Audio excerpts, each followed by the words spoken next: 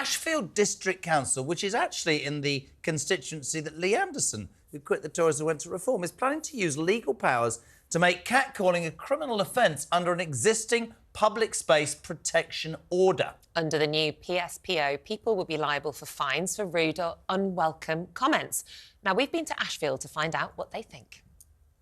There's been times where I've been walking to my partner's house, this were a few years ago, and I'd be wearing the most comfiest clothes in the world, joggers and a hoodie, and there'd be mainly people, men in vans, that as I'm walking past would shout, whistle, say, "Oh, hey up sexy," and stuff like that. It's a bit uncomfortable. If it was offensive behaviour and some people didn't like it, that's fine. But if they were just ordinary liberal people like me, then it would be okay. But where do you draw the line? I think the idea is stupid, really. Serious catcalling in an offensive way is something else. But if it's in a harmless manner, I don't see the problem. Well, obviously the comments aren't necessary. However, I just think councils need to prioritise and put themselves in the shoes of what they need to look at, like the potholes, the safety, rather than messing about with people having banter, having freedom of speech. So, should we make catcalling a criminal offence? Well, joining us now to debate this is the News Movements Rebecca Hutson. Editor. Thank you. Who believes that this behaviour can become a gateway to more dangerous offences. Meanwhile, the former deputy leader of UKIP, Rebecca Jane Sutton, they're both called Rebecca, thinks that some women find catcalling flattering and that the day we ban this behaviour is the day we need to worry. Let's start with you. I'm going to call Rebecca Hutson Bex, because I know I'm going to call Rebecca Jane Sutton Rebecca. Rebecca, people will sit, certainly these two, and I get it, right, and they'll go, this is abhorrent, this is wrong. How do you come on national television and say, actually, it's all right? How do you justify that then?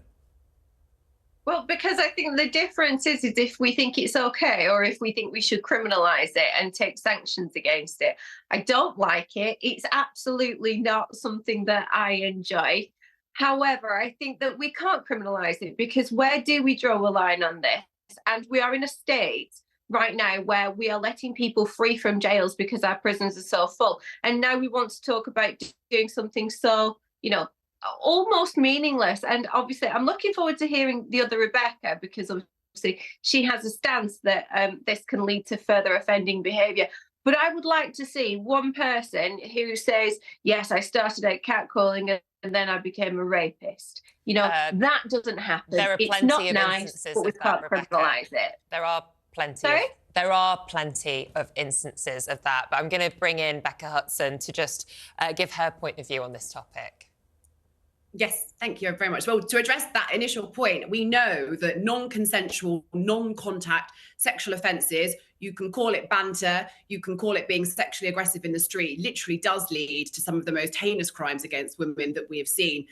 We saw, for example, the murder of Zara Alina tragically in London a few years ago. Jordan McSweeney was going from shop to shop shouting abuse at women before he conducted that murder. So actually, men who think that they have the opportunity and the right to own the public space and make women feel unsafe and make them feel like they are the butt of quote unquote banter is really, really dangerous. But that obviously is the most extreme example. And that's not to suggest that all men or all men that do this are, potential kind of serial offenders against women. But I think this contributes to this whole feeling that the outside world is the man's world, and that if you're a woman in it, you have to suck up what they want to call banter. If they want to shout something at you, if they want to make a comment on what you're wearing, how you look, how you're appealing, that's just something that we've got to live with. And I agree with Rebecca, it's pretty ridiculous that we've got to this point that we have to potentially legalise this. But women have been saying this for decades. It's not funny, it's not flattering, it's not flirting, it's not a compliment. So stop doing it. And if we now need to bring in legislation to stop men doing it, maybe that's where we've got to. That's a really sad indictment of the conversation between men and women. But Rebecca? Enough is enough. And those boxes. Rebecca?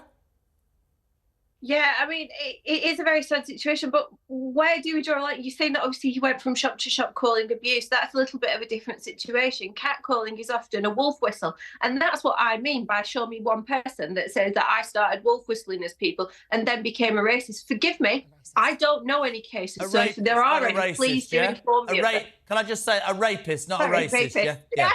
Sorry. I don't think there's many people who would admit to it, and that is probably the key thing there. But Rebecca Jane, you know, we've spoken about this potentially being a gateway, etc., which is very serious. But in and of itself, we're not talking about somebody flirting in the street here, are we? We are talking about unwanted, non-consensual comments that are essentially done to intimidate women or make women feel objectified. You'd surely be supportive of that, of legislating against that. Rebecca Jane. No. No? Because we've got such bigger issues. No, absolutely not. Do you really think that taxpayer money is best spent on somebody who's wolf whistled at a person in the street? Well, they would be fined, so they would end up paying money for antisocial behaviour. They would be fined, so they would end up paying for it. Exactly. And you know what? Antisocial behaviour is not being dealt with. Burglaries are not being turned up to. People are in a lot of difficult financial crimes that they've been a victim of, and they're not getting solved. So I tell you what, before you want to start on the person who's doing a wolf whistle in the street, sort out everything else first. What would you say to a viewer who texted us earlier in the show to say that his daughter and her friends had been catcalled by men in their 50s, and he felt as though everything and anything should be done in order to prosecute and prevent that from happening? What would you say to him? Yeah, I think it's absolutely disgusting, and I completely agree. I started out this by saying that I don't like it either. I find it embarrassing. I find it demoralising. But the difference is I don't think we should be getting the police involved and trying to legislate this. Do you know what? Go and give him a piece of your mind. Tell him what you think of him. But don't start calling the police because of it. I'm sorry, but I just think that there's far bigger issues that we need to be dealing with. Can I jump in, although I'm not a lady? Can I just give you, Bex, can I give you two examples of the same argument? Fiona, I remember my colleague I used to work with. On a few occasions, I've seen her come to work with a massive, great grin on her face, saying, and I quote, "They've just been wolf whistling me and it's made me feel really good this morning." Bianca, flip it completely. It is harassment. I've been through this as a woman. Imagine a group of men all leering over at you and then having the nerve to say something because he and his group think it's cool. It doesn't feel nice and it's disgusting. Both views, Bex. Yeah, totally both views. I think if some people see it as a compliment, there are other ways to get compliments. But if that behaviour is making people feel like your second commentator or the First Lady that you voxed in Ashfield, making women feel unsafe, degraded and objectified, that it's worth dealing with. There are so many ways to compliment women in a consensual and polite manner. You don't need to leer. What do you say to Rebecca Jane, who says, "Oh, come on, this is ludicrous. Not everybody..." And by the way, I mean, I'm sat on the fence here for one obvious reason. I've got daughters and I agree with that man. However, is this symptomatic of a society that won't deal, as she says, with burglary and won't deal with problems, but is going to go and find somebody who goes, "Oi, darling." I'm on the fence, you know I am, but answer that question that she made, because I think it's relevant.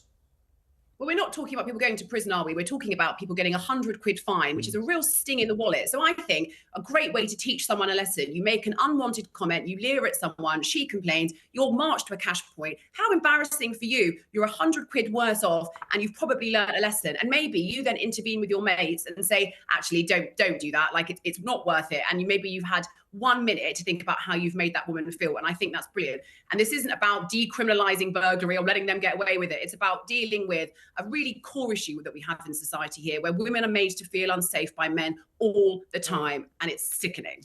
Rebecca Jane, it's not men that are self-reporting themselves to the council here. It would be the person, the victim, who's on the receiving end.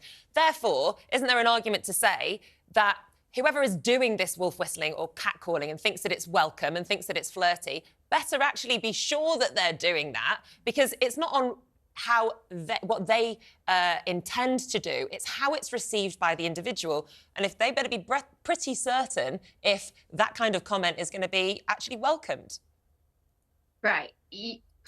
Fair point. However, that is the most unbelievably difficult thing that you're ever going to have. So don't do it. To try and hang on a second, I've not finished. So that's the most difficult thing you're going to have to legislate, because what's going to happen is you're going to get an abuse of the process. You've missed the point in all of this of how many rapes are not convicted, and now you think that somebody's going to go and report it to the police and they're automatically going to be believed. What about the people that have got a grudge to grind? I could carry on doing this all day. To everybody who's called Rebecca, I'm just going to finish with Stephen. I was wolf whistled a little while ago by a young woman. I'm a 61-year-old man. I was actually flattered and it made me me chuckle. Whether it was serious or not, it is just a bit of fun and it did my self-esteem no harm. I can tell you people should stop worrying. I can tell you, Stephen, that other people would worry. We can carry this debate on whether it leads to worse behaviour, whether it's a sign of a bigger problem, I don't know. But anybody called Rebecca, thank you for coming on. How threatened would a 61-year-old man be of a young woman? Well.